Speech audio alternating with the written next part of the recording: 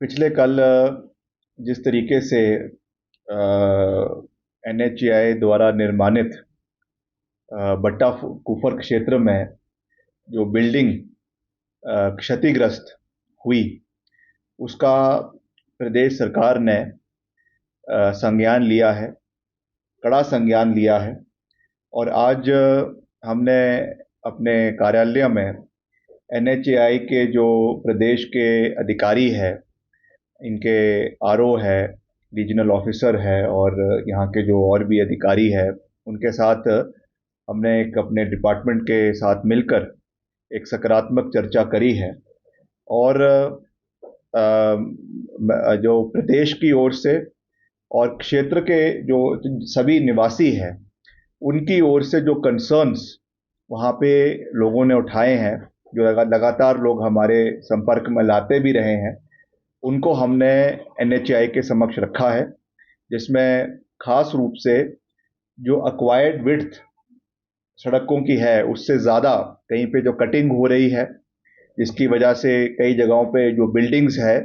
वो कहीं ना कहीं जो है वो खतरे के जोन में आ गई है। और साथ ही साथ जो डंपिंग हो रही है, उसमें भी जितनी डंपिंग की परमिशन है उससे ज़्यादा डंपिंग हो रही है, जिसकी वजह से जो उसमें पानी के स्रोत है, नेचुरल सोर्सेज है, वो भी सूख रहे हैं नालों में, या उसके नीचे कोई प्राइवेट लैंड है, फॉरेस्ट लैंड है,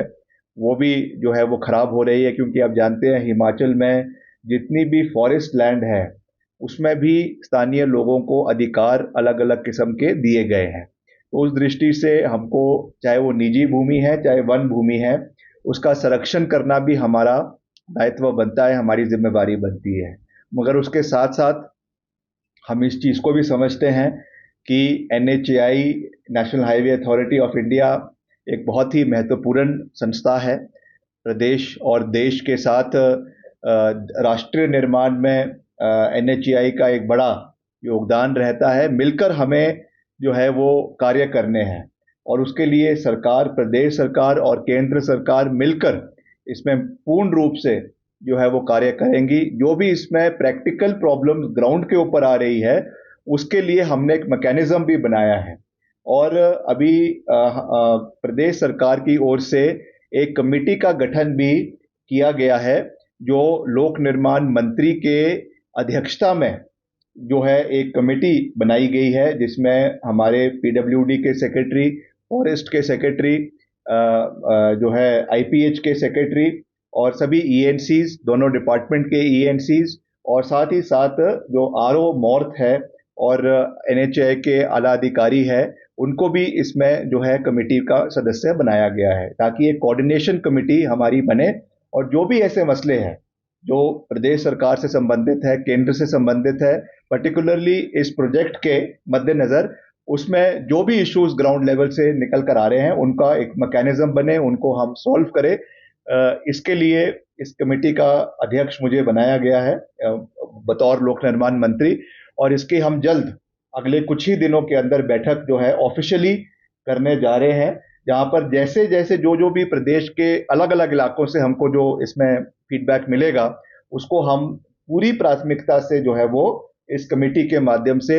एनएचएआई के समक्ष जो है वो रखेंगे। साथ साथ आज भी हमने एनएचएआई के अधिकारियों के साथ बैठक करी है, और प्राथमिकता पे आज दो चीजों के ऊपर हमने मिलकर निर्णय लिया है, जिसे एनएचएआई ने भी माना है। जिसमें उन्होंने जो आपकी स्लोप प्रोटेक्शन ऑडिट के लिए जो है आईआईटी रुड़की से एक थर्ड पार्टी एनालिसिस करने का उन्होंने निर्णय लिया है, जिसमें जो जितने भी हमारी, खास करके जो इंडेंजर्ड जगहों पे जहाँ पे कटिंग हो रही है, जहाँ पे रेजिडेंशियल कॉलोनीज है, या जहाँ पे किसी के मकान है, मैं कल खुद इलाके में गया था बटाकुफर में, कुछ मैंने खुद बिल्डिंग्स वहाँ पे देखी, जो एसजेवीएनएल का दफ्तर है उसके निचले इलाके में बहुत सी जगहों पे बिल्डिंग्स इंडेंजर हो चुकी है। तो हमने ये कहा है, एनएचएआई अपनी जो है इन्वेस्टिगेशन, जियोलॉजिकल इन्वेस्टिगेशन तो कर ही रहा है, मगर हम चाहते हैं कि एक थर्ड पार्टी ऑडिट इसमें होना चाहिए, जिसको उन्होंने अग्री किया है कि आईआईटी रुड़की से इसकी जो है वो ऑडिटिंग जो है वो करवाई जाएगी। और दूसरा, जो इसमें कॉम्पनसेशन मिलना चाहिए जिन लोगों का इसमें मकान जो है वो ध्वस्त हुआ है, क्योंकि मैं कल खुद वो जो लेडी हैं जिनका मकान इसमें पूरे तरीके से क्षतिग्रस्त हो गया था, मैं उनसे मिला, हमारे सरकार के सभी अधिकारी भी उनसे मिले, और इसमें भी एनएचएआई ने इस चीज़ को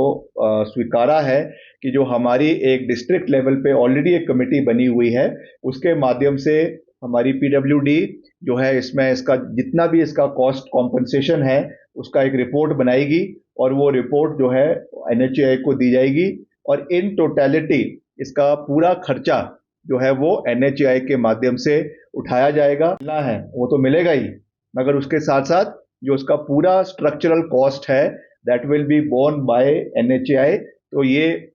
हमने ये एक मिलकर ये हमने जो है कार्य जो है वो किया है, और भविष्य में जैसे मैंने आपको कहा कि जितनी और बिल्डिंग्स हैं जहाँ पे खतरा बन रहा है या लगता है कि इस तरीके की चीजें हैं, वहाँ पे थर्ड पार्टी ऑडिटिंग करने का भी उन्होंने अग्री एनएचएआई ने किया है। तो हम उसके लिए मिलकर इसके ऊपर कार्य करेंगे।